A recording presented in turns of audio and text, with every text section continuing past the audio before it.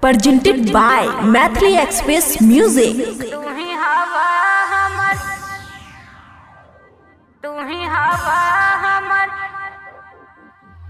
तू ही बारा रतिया के चाँद, तू ही हवा हमर जिंदगी के भोर हो।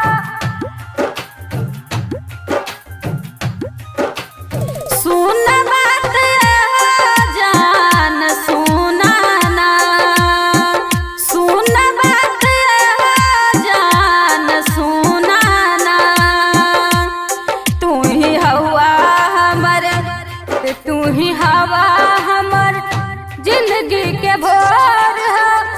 तू ही बारा रतिया के चाँद, तू ही हवा हमर जिंदगी के भोर हो।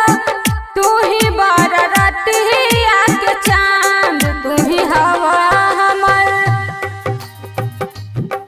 तू ही हवा हमर, तू ही हवा हमर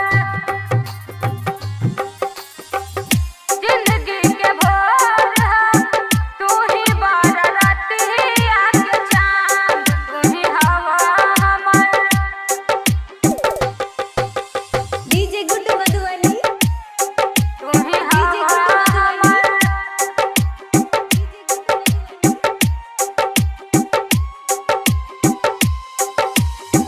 तू ही हमर सोना राजा गीत के आवाज हा। संग बोल छोड़ब तोहर कैसे, संग बोल छोड़ब तोहर कैसे। चांद के अब हमर देखन साथ बा, तू ही तो सजे के सिंगार हा। इंद्रधनुष के रंग के ऐसन हमर पियाए सखिया, लागे कि चांद अंगना उतरल झुके रतिया। चाही हरदम तोहर हो, चाही हरदम तोहर संग अब सदा। कबहू छोड़ब ना हम, कबहू छोड़ब ना हम जिंदगी के भीड़ में। तू ही बारा रतिया के चाँद, तू ही हवा हमर जिंदगी के भोर हो। तू ही बारा रतिया के चाँद, तू ही हवा हमर, तू ही हवा हमर, तू ही हवा हमर जिंदगी के भोर हो।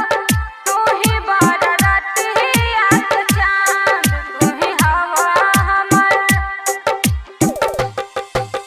डीजे गुड्डू मधुबनी, तू ही हवा हमर,